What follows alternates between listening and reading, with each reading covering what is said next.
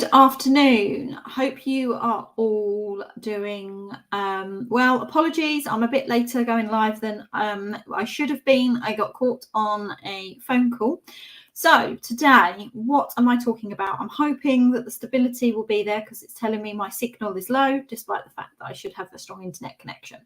But anyway, what am I talking about today? I am talking about the way in which customers are now buying changing. Have you noticed a change? If so, share in the comments what changes you have seen in your in the way in which your customers buy from you. Now, in my opinion, part of what has changed in terms of the way that people buy, there is much more skepticism. So if we go back to the times of COVID, where everybody was shut away, so people were buying things on the internet left, right and centre because they were bored, they needed to keep entertained, they had potentially surplus money because effectively they were still being paid by their job and they had their normal household bills, but they didn't have the lifestyle in which, because you weren't allowed to go out anywhere. So people had at that point potentially more disposable income. And people were like, they would just literally be searching for things or something would pop up and it's like, right, I'm going to do that, because they were trying to keep themselves occupied, right? The change has, it has really been significant since then, because now we can, we can go out wherever we want to, but also we have the cost of living crisis. So bills themselves have gone up. So disposable income has decreased. And also, if you do have disposable income, it's then going on the things that we used to love before potentially COVID, right? So there is potentially less amount of money in the pot in the first place. And second of all, people are now like, because everybody has been trying to sell via the internet and there's lots of courses, lots of things that are going on. Bear with me 1 second, because the dog decides he wants to join now. So say hi to Fitz.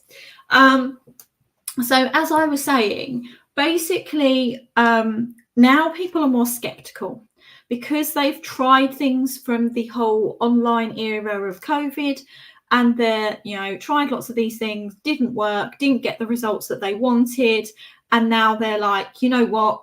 Buying from the internet doesn't work, and therefore people are much more skeptical. So how do you get around that side of things? Okay, now the first thing is we've shifted slightly, where previously people would be able to sell based on the problem that they solve, and now people are more looking at the solution and the end results in which you achieve.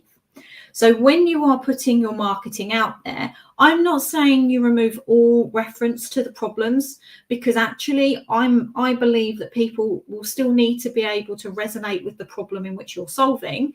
However, it isn't all about the problem, it's more about the solution and more importantly, the results that you actually generate. But the other part of it, which I think is the absolutely most important pinnacle part, is the fact that you need to nurture. You need to nurture for longer. So, for example, previously, people would need something like 7 touch points before they would sell, or before they would buy, rather. So now it's closer to 27 touch points. So how do you then how do you accumulate those touch points? Now, previously, it could be a case of they just needed to see you, see some content of yours a few times. They needed to get a couple of emails from you. Potentially you have a sales conversation, you have a follow-up call, and there you've effectively got your 7 touch points done quite easily. And therefore people are more likely to buy.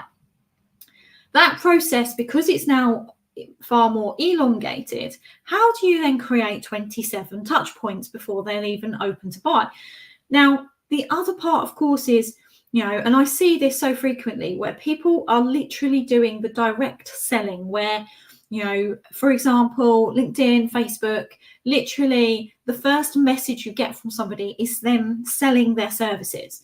Now, people most people, unless you are solving a problem that person has right this very second, and the percentage of that is no more than 3% of your audience, then most people are going to ignore that type of message. And the reason being is you haven't nurtured them. You haven't built a relationship. People buy from people. So if you don't nurture that relationship, then people won't buy from you. So in terms of creating those 27 touch points, you need to be nurturing that relationship.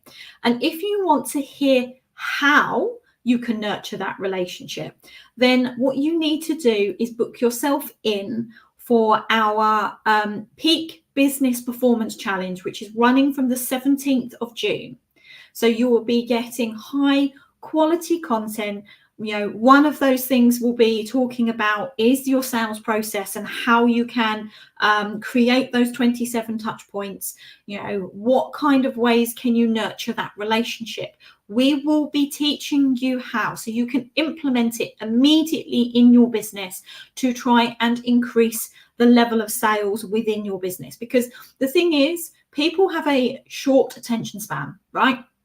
So if if you don't do that nurture, people will be like, right, they'll get bored and they'll go elsewhere, right?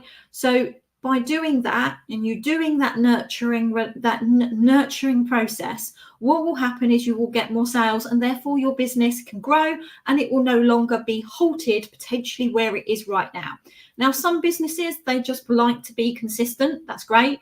But ultimately, most business owners want to be constantly growing, improving, etc.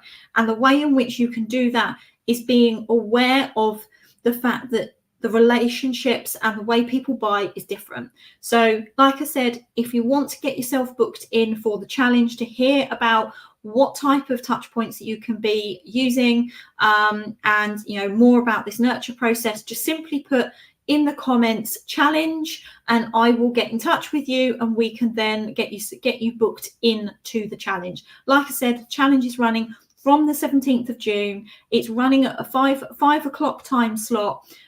It's basically an hour of your time over a number of days where you will be getting great value content where you can actually implement the steps in which I am teaching you, and it's completely free challenge. So make sure, if you want to join, put the word comment, and of course please do share in terms of the things, in terms of where you believe people are buying differently. Love to hear your comments, but most importantly, if you want to hear more about this nurturing process and what touch points you can use, then make sure you put the word challenge in the comments. Thanks guys for listening. Hope you have a fantastic day, and I will see you again for the weekly live at 12 o'clock next Thursday. Take care, everyone.